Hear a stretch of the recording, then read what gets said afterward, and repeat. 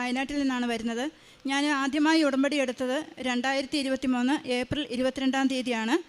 അതിന് കാരണമായത് എൻ്റെ ചേച്ചി ആലീസ് ബാബുവാണ്. ചേച്ചി പറഞ്ഞാണ് ഞാൻ ഇവിടെ അറിയുകയും എൻ്റെ കുഞ്ഞിന് ഒരു പഠിത്തത്തിലൊരു തടസ്സം വരികയും പരീക്ഷ കിട്ടാതെ വരികയും ചെയ്തപ്പോൾ നീ ഉടമ്പടി എടുത്താൽ മാത്രമേ ഇത് മുന്നോട്ട് കൊണ്ടുപോകാൻ പറ്റുള്ളൂ എന്ന് പറഞ്ഞ് അങ്ങനെയാണ് ഞാൻ ആദ്യമായി ഇവിടെ വന്നത്. ഞാനിത് എൻ്റെ 3ാമത്തെ സാക്ഷ്യമാണ്. എൻ്റെ 2 മക്കൾക്ക് വേണ്ടിയിട്ടുണ്ടായിരുന്ന വിദേശ പഠനവും അതിൻ്റെ വിസയും ഒക്കെ അവർക്ക് കിട്ടി, അവർ പോയതാണ്. അതിൻ്റെ സാക്ഷ്യം ഞാനിവിടെ പറഞ്ഞതാണ്. ഇപ്പോൾ ഞാൻ ഈ സാക്ഷ്യത്തിൽ പറയാൻ പോകുന്നത് എനിക്ക് കിട്ടിയൊരു വലിയ രോഗശാന്തിയാണ്.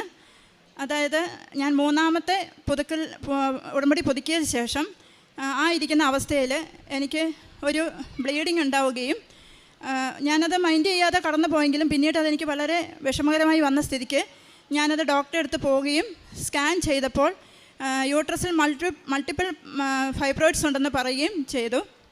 അപ്പോൾ ഡോക്ടർ പറഞ്ഞത് അത് സില്ലിയായിട്ടെടുത്തു, കുഴപ്പമില്ല, നമുക്ക് നോക്കാം, മെഡിസിൻ കൊണ്ട് നോക്കാം എന്ന് പറഞ്ഞു. അല്ലെങ്കിൽ നമുക്കത് ചെറിയൊരു സർജറി പോലെ നമുക്ക് ചെയ്ത് കളയാവുന്നതേ ഉള്ളൂ, പേടിക്കേണ്ട ആവശ്യമില്ല, തുടക്കം കൂട്ടണ്ട എന്ന് പറഞ്ഞു. അപ്പോൾ ഹോർമോൺ ഗുളിക സ്റ്റാർട്ട് ചെയ്തു. ഹോർമോൺ ഗുളിക സ്റ്റാർട്ട് ചെയ്തെങ്കിലും എനിക്കത് ബ്ലീഡിങ് പൂർണ്ണമായിട്ട് നിൽക്കുന്നില്ലായിരുന്നു. അത് ഡോക്ടർക്കൊരു ഡൗട്ടുണ്ടായി. കാരണം 1 തുള്ളി അല്ലെങ്കിൽ 2 തുള്ളി ബ്ലഡ് എപ്പോഴും തന്നെ പോയിക്കൊണ്ടിരുന്നു. ഗുളികയുടെ ഡോസ് കൂട്ടി 2 വെച്ച് കഴിക്കാൻ 3 നേരം വെച്ച് കഴിക്കാൻ തുടങ്ങി. എന്നിട്ട് അപ്പോൾ പൂർണ്ണമായി നിന്ന് കഴിയുവാണെങ്കിൽ നമുക്കൊരു ബയോപ്സി ചെയ്യാം എന്ന് പറഞ്ഞെങ്കിലും ഞാൻ പിന്നീട് ആ ഹോസ്പിറ്റലിലേക്ക് പോയില്ല. ബ്ലീഡിങ് നിന്നപ്പോൾ മെഡിക്കൽ ഫീൽഡിലായതുകൊണ്ട് തന്നെ ഞാൻ ആ ഒരു ധൈര്യത്തിൽ ഹോർമോൺ ഗുളിക നിർത്തി. അറിയാമായിരുന്നു അതിൻ്റെ സൈഡ് എഫക്റ്റ് വലുതാവുന്നു എനിക്കറിയാമായിരുന്നെങ്കിലും ഞാനത് നിർത്തി. അങ്ങനെ ഇരിക്കെ പിന്നീട് വേറൊരു ചെല്ലുന്നിടത്ത് ഡോക്ടർ സർജറി വേണമെന്ന് പറയുമെങ്കിലും ഞാനത് മൈൻഡ് ചെയ്യാറില്ലായിരുന്നു. പിന്നീട് അവിടെ നിന്ന് ഇൻഷുർ കിട്ടാതെ വരുന്ന അവസ്ഥയിൽ വേറൊരു ഹോസ്പിറ്റലിലേക്ക് ഞാൻ മാറുകയും അപ്പോൾ ഈ ഓപ്പറേഷൻ എങ്ങനെയെങ്കിലും മാറ്റണമെന്ന് പറഞ്ഞുകൊണ്ട് ചേച്ചി അമ്മയോട് അപേക്ഷിച്ച് എന്നെ ഈ ഒക്ടോബർ 28 നടന്ന ജപമാല റാലിയിൽ പങ്കെടുപ്പിച്ചു. കാരണം എനിക്ക് ഓപ്പറേഷൻ ഭയങ്കര പ്രശ്നമാകുന്നു. കാരണം എനിക്ക് ചെറിയൊരു ശ്വാസമുട്ടലിൻ്റെ പ്രശ്നങ്ങളുള്ളതുകൊണ്ട് അനസ്തേഷ്യ കുറച്ച് പ്രശ്നമാണ്. ഞാൻ ഇൻഹേലർ ഉപയോഗിക്കുന്ന ആളാണ്. അതുകൊണ്ട് തന്നെ എനിക്കും ഭയമുണ്ടായിരുന്നു, ചേച്ചിക്കും ഭയമുണ്ടായിരുന്നു. അപ്പോൾ അങ്ങനെ റാലിയിൽ പങ്കെടുത്തെങ്കിലും ആ ഓപ്പറേഷൻ മാറിയില്ല. അത് ചെയ്യണമെന്ന് തന്നെയായിരുന്നു ഡോക്ടർമാർ പറഞ്ഞത്. കാരണം എനിക്ക് 3 രോഗസൗഖ്യങ്ങൾ അതിലൂടെ കിട്ടണമെന്നുള്ളത് ഞാൻ ഉടമ്പടിയിൽ വെച്ചിട്ടുണ്ടായിരുന്നു. അതുകൊണ്ട് തന്നെ അത് അമ്മയുടെ ഒരു നിർദ്ദേശം തന്നെയായിരുന്നു ആ ഓപ്പറേഷൻ വേണമെന്നുള്ളത്. അത് ഞാൻ വിശ്വസിച്ചു. അങ്ങനെ അവസാനം ഓപ്പറേഷന് കയറി.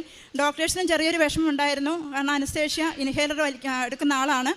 അപ്പോൾ അതുകൊണ്ട് അവർക്കും ഒരു ചെറിയൊരു ഡൗട്ടുണ്ട്. പിന്നെ എനിക്ക് ഏറ്റവും വലുത് പെനിസിലിൻ അലർജിയാണ്. സാധാരണ ഓപ്പറേഷൻ ചെയ്ത് കഴിഞ്ഞാൽ നമുക്ക് പെനിസിലിൻ ഇഞ്ചക്ഷൻ ആവശ്യമാണ് മുറിവുണങ്ങണമെങ്കിൽ. അപ്പോൾ അതും അവർക്കൊരു ചെറിയൊരു വിഷമമുണ്ടായിരുന്നു. അങ്ങനെ എന്താണെങ്കിലും ഞാൻ ഡോക്ടറോട് പറഞ്ഞു. ആദ്യമേ ഒരു മുസ്ലിം ഡോക്ടറാണ് എന്നെ സർജറി ചെയ്യുന്നത്. ഞാൻ അവരോട് പറഞ്ഞു, ഞാൻ ഉടമ്പടി എടുത്ത വ്യക്തിയാണ്. എനിക്ക് തിയേറ്ററിൽ ഞാൻ കയറണമെങ്കിൽ എനിക്ക് എൻ്റെ അമ്മയുടെ സാന്നിധ്യം എനിക്ക് വേണം. എനിക്ക് എൻ്റെ കാശുരൂപം വെക്കണമെന്ന് പറഞ്ഞെങ്കിലും ഡോക്ടർ പറഞ്ഞു, കൈ ഒഴിഞ്ഞു. അത് ഇനി അനസ്തേഷ്യ ഇരിക്കുന്ന ഡോക്ടറുടെ കൈകളിലാണ്, എനിക്കൊന്നും ചെയ്യാൻ സാധിക്കുകയില്ല, എനിക്കൊരു റോളുമില്ല ഇതിലെന്ന് പറഞ്ഞു. അവസാനം എന്നെ കെയർ ചെയ്യുന്ന സിസ്റ്ററോട് ഞാൻ പറഞ്ഞു, എൻ്റെ ശരീരത്തെ എവിടെയെങ്കിലും എനിക്ക് എൻ്റെ അമ്മയുടെ ആ സാന്നിധ്യം എനിക്ക് വേണം എന്ന് പറഞ്ഞു. പക്ഷേ ഡോക്ടറോട് പറഞ്ഞാൽ സമ്മതിക്കില്ല എന്ന് സിസ്റ്റർ പറഞ്ഞപ്പോൾ എന്നോട് പറഞ്ഞു, ICUയിലേക്ക് മാറ്റുന്ന സമയത്ത് ചേച്ചിക്ക് ഞാൻ അമ്മയെ കൊണ്ടുതരാം എന്ന് പറഞ്ഞു. നിവൃത്തിയില്ലാതെ ഞാനത് അനുസരിച്ച് എൻ്റെ ശരീരം, അതായത് സ്പൈനലാണ്. അപ്പം ഞാൻ അവിടെയെല്ലാം ചേച്ചിയെ കൊണ്ട് തന്നെ ഉടമ്പടി തൈലം തൂപ്പിച്ച് ഉള്ളിൽ വിശ്വാസപ്രമാണം ചൊല്ലി തേനും തൈലും ഉപ്പും കഴിച്ച് ഞാൻ തിയേറ്ററിലേക്ക് കയറി. അമ്മയോട് ഞാൻ ഒറ്റ കാര്യം ആവശ്യപ്പെട്ടുള്ളൂ. അപ്പോൾ എൻ്റെ മനസ്സിലും ഉണ്ടായിരുന്നു, ഒരുപക്ഷെ അനസ്തേഷ്യ തന്നു കഴിഞ്ഞാൽ ഞാൻ ഒരിക്കലും എഴുന്നേൽക്കാതെ ആയി പോകുമോ എന്നുള്ളൊരു ഭയം എനിക്കുണ്ടാകുമായിരുന്നു. പക്ഷേ ഞാൻ അമ്മയോടൊരു കാര്യം പറഞ്ഞു, ഞാൻ എങ്ങനെ തിയേറ്ററിലേക്ക് കയറുന്നുവോ അതുപോലെ നീ എന്നെ പുറത്തേക്ക് ഇറക്കണം. ഈ ബോധത്തോടു കൂടി തന്നെ നീ എന്നെ പുറത്തേക്ക് ഇറക്കണം. കാരണം ഞാൻ ബോധം മറിഞ്ഞു പോയാൽ തിരിച്ചു വരുമോ എന്നുള്ള കാര്യം എനിക്ക് സംശയമാണ്. അപ്പോൾ അങ്ങനെ എൻ്റെ ഓപ്പറേഷന് കയറ്റി. സർജറി വളരെ നന്നായിട്ട് എത്രയും പെട്ടെന്ന് തന്നെ അത് റിമൂവ് ചെയ്തു. പക്ഷേ യൂട്രസ് വളരെയധികം എൻലാർജ്ഡ് ആയിട്ടുണ്ടായിരുന്നു.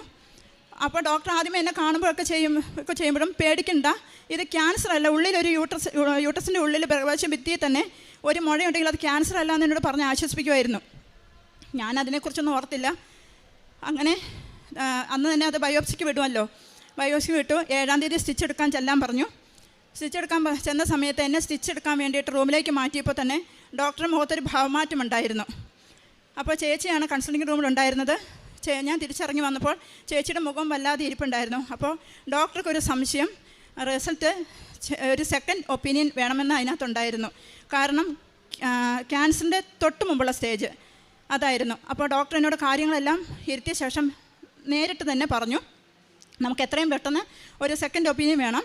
നമുക്ക് കോഴിക്കോട് ഇതേ തന്നെ പാത്തോളജിയിലേക്ക് നമുക്ക് അയക്കണം ഈ റിസൾട്ട്. ഇങ്ങനെ തന്നെയാണ് വരുന്നതെങ്കിൽ യാതൊരു കുഴപ്പമില്ല, ഇല്ലെങ്കിൽ നമുക്ക് എത്രയും പെട്ടെന്ന് ഡോക്ടർ ചികിത്സ വേണ്ടി വരും. ഡോക്ടർ ഇവിടെ വരുന്നുണ്ട്, അല്ലെങ്കിൽ നിങ്ങൾക്ക് എവിടെയെങ്കിലും കാണിക്കാം. ഞാൻ തീർച്ചയായിട്ടും തകർന്നു പോകുമായിരുന്നു. കാരണം ഞാൻ ഉടമ്പടിയിലായിരുന്നത് കൊണ്ട് മാത്രം ഞാൻ ധൈര്യത്തോടു കൂടി ഞാനത് കേട്ടിരുന്നു. തിരിച്ച് ഞാൻ ഇറങ്ങി. ഞങ്ങൾ കൂടെ ഉണ്ടായിരുന്നു. ഇവർക്ക് വിഷമം തോന്നിയെങ്കിലും എനിക്കൊരു വിഷമം തന്നെ. പക്ഷേ ചേച്ചിക്കും ധൈര്യം ഉണ്ടായിരുന്നു. കാരണം ചേച്ചി ഉടമ്പടി എടുത്ത് ഫസ്റ്റിൽ ഉടമ്പടിത്തെ ആളാണ്, പുതുക്കിയ ആളാണ്. അപ്പോൾ അതുകൊണ്ട് അവൾക്കും ധൈര്യം ഉണ്ടായിരുന്നു. പക്ഷേ ചേട്ടായി കുഞ്ഞ് എല്ലാം വിഷമിച്ച് പോയി. അപ്പോൾ ചേട്ടായി എന്നോട് ചോദിച്ചു, നീ പേടിച്ച് പോയോ എന്ന് ചോദിച്ചു. അപ്പോൾ ഞാൻ ചോദിച്ചു, ഞാൻ എന്തിനു പേടിക്കണം, ഞാൻ ഉടമ്പടിയില്ല, എനിക്ക് പേടിക്കേണ്ട ആവശ്യമില്ല എന്നെനിക്കറിയാമായിരുന്നു. കാരണം ഞാൻ തേനും ഉപ്പും തൈലും ദിവസം കയ്യിലെടുത്ത് നമ്മൾ ഗുളിക 3 നേരം കഴിക്കുന്നത് പോലെ ഞാനത് ചാലിച്ച് ഈശോയുടെ തിരുശരീരവും തിരുരക്തവും ജലവുമാണെന്നാണ് പറഞ്ഞിട്ടാണ് വിശ്വാസപരമാണ് ഞാനത് കഴിക്കുന്നത്. കാരണം ആ കഴിക്കുന്നത് എൻ്റെ ഉദരത്തിൽ ചെന്നിട്ടുണ്ടെങ്കിൽ എനിക്ക് മാരകമായതൊന്നും സംഭവിക്കില്ല എന്നുള്ള എനിക്ക് ദൃഢ നിശ്ചയമുണ്ടായിരുന്നു. ഞാൻ 3 നേരം പ്രത്യക്ഷം പ്രാർത്ഥന ചൊല്ലിയിട്ടാണ് ഞാനത് കഴിച്ചുകൊണ്ടിരുന്നത്. ആ സ്ഥിതിക്ക് എനിക്കൊന്നും വരികയില്ലെന്ന് ഉറപ്പുണ്ടായിരുന്നു. പിന്നെയും നീണ്ട 10 ദിവസങ്ങൾ ഒരാശങ്കയുമില്ലാതെ റിസൾട്ട് വരുന്ന ദിവസം മോനാണ് പോയി മേടിച്ചത്. അത് കൊടുത്തു വിടുന്നതിന് മുമ്പ് തന്നെ ചേച്ചി ആ ഫയലിൽ ഉടമ്പടി ഉപ്പ് വിതറുകയും അങ്ങനെയാണ് കൊടുത്തു വിട്ടത്. അപ്പോൾ ഞാൻ എൻ്റെ വീട്ടിൽ നിന്ന് മോൻ പോയപ്പോൾ ഞാൻ പറഞ്ഞു, മോൻ പൊട്ടിച്ച് നോക്കണ്ട, കാരണം ഡിഗ്രി കഴിഞ്ഞ കുഞ്ഞാണ്, എന്തെങ്കിലും കണ്ടാൽ അവന് സംശയം തോന്നും, അത് ഫസ്റ്റിലെ മാതാവിനെ ഓപ്പൺ ചെയ്ത് കാണിച്ചിട്ടേ നമ്മൾ ഡോക്ടറത്തേക്ക് പോകുന്നുള്ളൂ എന്ന് പറഞ്ഞു.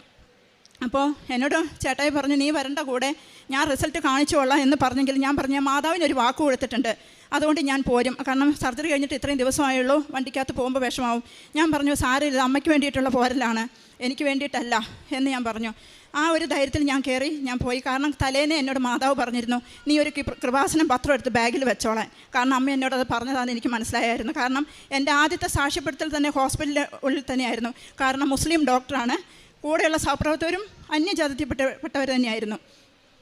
ഞാൻ അപ്പോൾ എൻ്റെ കുടുംബത്തിലെ ഒരു ഡോക്ടറുണ്ട്, ആ ഡോക്ടർക്ക് മാത്രം അമ്മയെ ഓപ്പൺ ചെയ്ത് കാണിച്ച ശേഷം ഞാനിത് നോക്കാതെ തന്നെ ഞാൻ സെൻഡ് ചെയ്തു.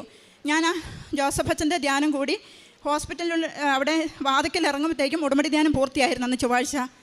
അപ്പോൾ തന്നെ ഈ ഡോക്ടർ മെസ്സേജ് വന്ന് കിടന്നു. അപ്പോൾ ഞാൻ ചോദിച്ചു, ചേട്ടാ ഈ മെസ്സേജ് നോക്കണോ എന്ന് ചോദിച്ചു. നീ നോക്കിക്കോളാൻ പറഞ്ഞു. അപ്പോൾ കൊച്ചിൻ്റെ മെസ്സേജ്, ഞങ്ങളുടെ ബന്ധുവാണ്, കൊച്ചിൻ്റെ മെസ്സേജ് പറഞ്ഞു, ആൻറ്റി ഇതിൻ്റെ ട്രീറ്റ്മെൻറ്റ് കഴിഞ്ഞു, ആൻറ്റി ഒന്നും പേടിക്കാനില്ലാന്ന്. ഞാൻ അവിടുന്ന് പ്രത്യക്ഷ പ്രാർത്ഥന ചൊല്ലിക്കൊണ്ട് തന്നെ ഡോക്ടറെ അടുത്തേക്ക് ഞാൻ കയറി.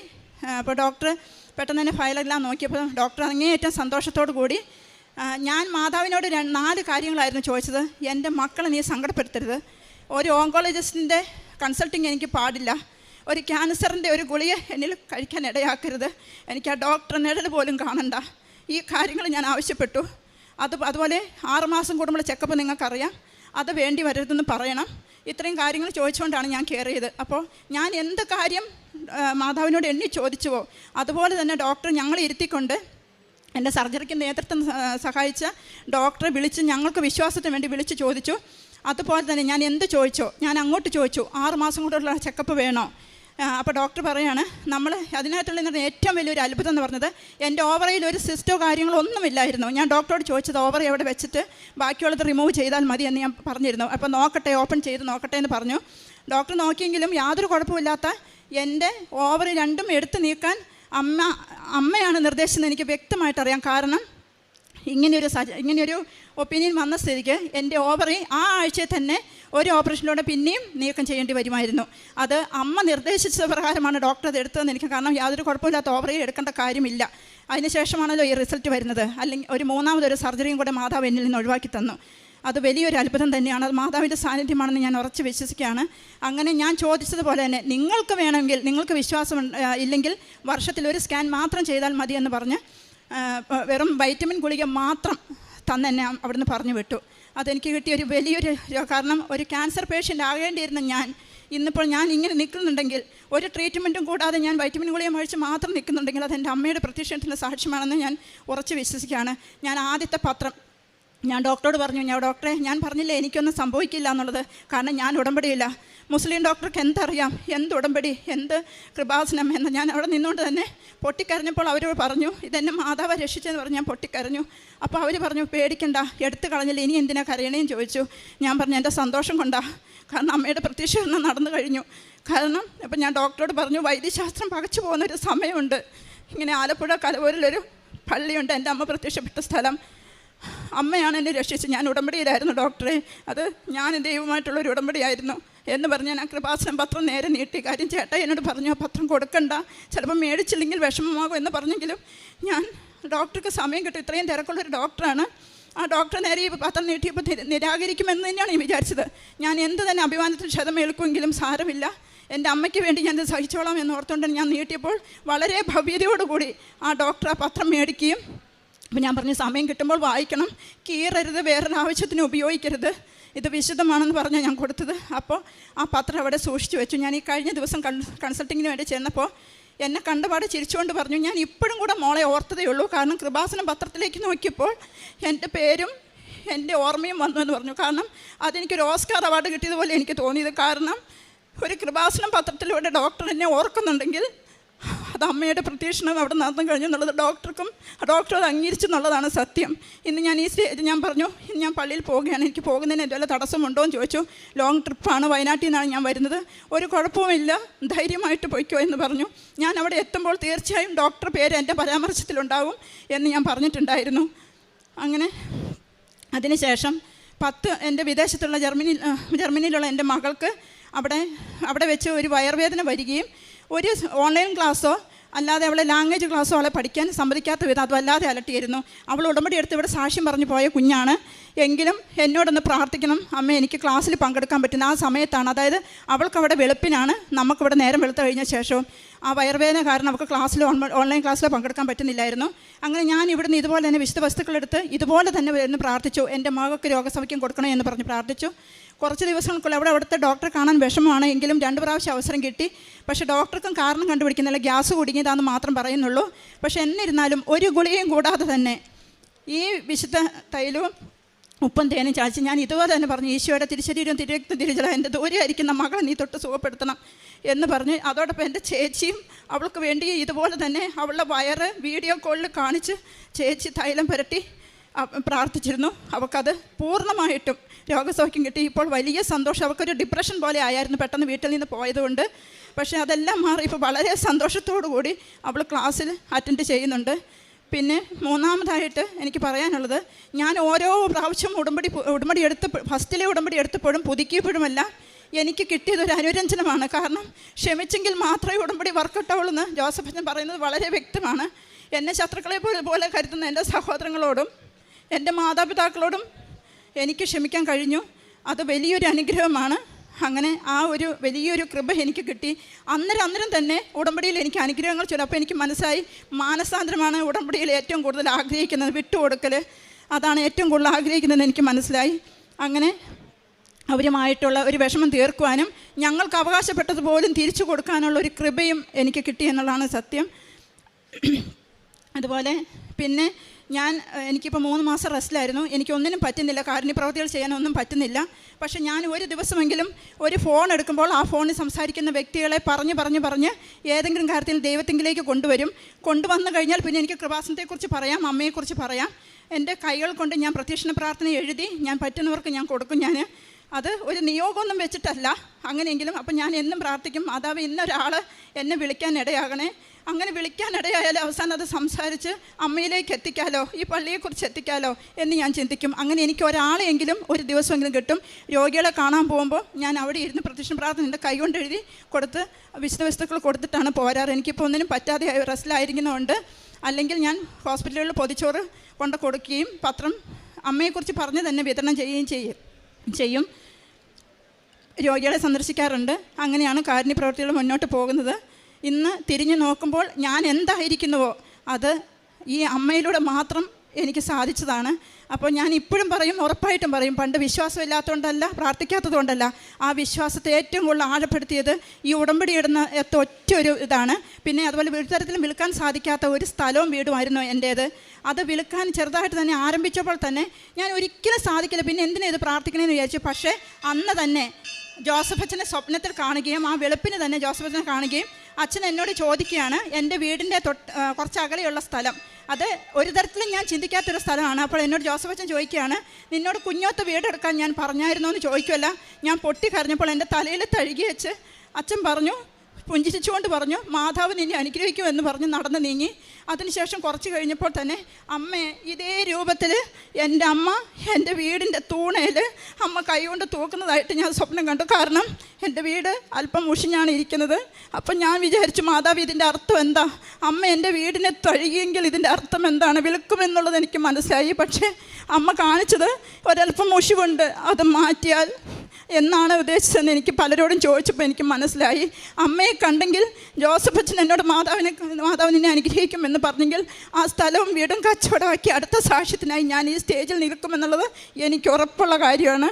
അപ്പോൾ അതിന് വേണ്ടിയിട്ടും ഞാൻ അമ്മയോട് എന്നും പറയാറുണ്ട്, പ്രത്യക്ഷത്തിൻ്റെ ഒരു സാക്ഷ്യമായിട്ട് ഞാൻ 4ാമത് ഇവിടെ വരുമെന്നുള്ളത് എനിക്ക് ഉറപ്പാണ്. അമ്മയോടും തിരുക്കുമാരനോടും എനിക്കൊരു പുതിയ ജീവിതം തന്ന, കാരണം ഇന്ന് ഞാനിങ്ങനെ നിന്ന് സാക്ഷ്യം പറയാനുണ്ടാവുമോ എന്ന് എനിക്കറിയില്ലായിരുന്നു. ചിലപ്പോൾ ഒരു രോഗിയായ വേഷത്തിലായിരിക്കാം, അല്ലെങ്കിൽ വേറെ എന്തെങ്കിലും അവസ്ഥയിലായിരിക്കാം ഞാൻ ഈ സ്റ്റേജിലുണ്ടാവുക. പക്ഷേ ഒരു കുഴപ്പം കൂടാതെ സർജറി കഴിഞ്ഞ് 3 മാസം പൂർത്തിയായി. ഇന്ന് ഈ നിൽക്കുന്ന ഈ നിൽപ്പ് പോലും, എൻ്റെ ശ്വാസോച്ഛ്വാസം പോലും എൻ്റെ അമ്മയുടെ വിമല ഹൃദയത്തിൽ കൊടുക്കാത്ത ഒരു നിയോഗം പോലും എൻ്റെ ജീവിതത്തിലില്ല. കാരണം അമ്മയെപ്പോലെ ഒരു മധ്യശക്തി ഈശോയുടെ മുമ്പിൽ ആർക്കും തരാനില്ല. കാരണം അമ്മയും മകനും അത്രയേറെ ബന്ധപ്പെട്ടിരിക്കുന്നുണ്ടെങ്കിൽ അമ്മയിലൂടെ മാത്രമേ നമുക്കത് കിട്ടുള്ളൂ. ഞാൻ ഒരിക്കൽ കൂടി ഓർപ്പിക്കുകയാണ്, വേറെ എവിടെ കൊണ്ട് വെച്ചാലും നമുക്ക് സമയത്ത് ഇത് കിട്ടില്ല. കാരണം നമുക്ക് കിട്ടുമായിരിക്കാം, ഇല്ലെന്ന് ഞാൻ പറയുന്നില്ല. പക്ഷേ അമ്മയോടുള്ള മധ്യശക്തിയിൽ നമുക്ക് എത്ര ചോദിക്കുന്നില്ല. 10 ദിവസം കൊണ്ടാണെങ്കിൽ അമ്മ സമയച്ചെടുക്കത്തിൻ്റെ അമ്മയാണെങ്കിൽ 1 ദിവസം കൊണ്ട് സാധിക്കുന്നത് എൻ്റെ അവിടെ നീളം എനിക്ക് മനസ്സിലാക്കി തന്നിട്ടുള്ള കാര്യമാണ്. അമ്മയ്ക്കും തിരുക്കുമാരനും കോടാനുകൂടി നന്ദി പറഞ്ഞുകൊണ്ട് 4ാമത് ഒരു സാക്ഷിയുമായി ഞാൻ വരുമെന്ന് അമ്മയോട് പറഞ്ഞുകൊണ്ട് 1000 നന്ദി പറഞ്ഞുകൊണ്ട് ഞാൻ നിർത്തുന്നു. വിശ്വാസത്തിലുള്ള പ്രാർത്ഥന രോഗിയെ സുഖപ്പെടുത്തും. കർത്താവ് അവനെ എഴുന്നേൽപ്പിക്കും. അവൻ പാപം ചെയ്തിട്ടുണ്ടെങ്കിൽ അവന്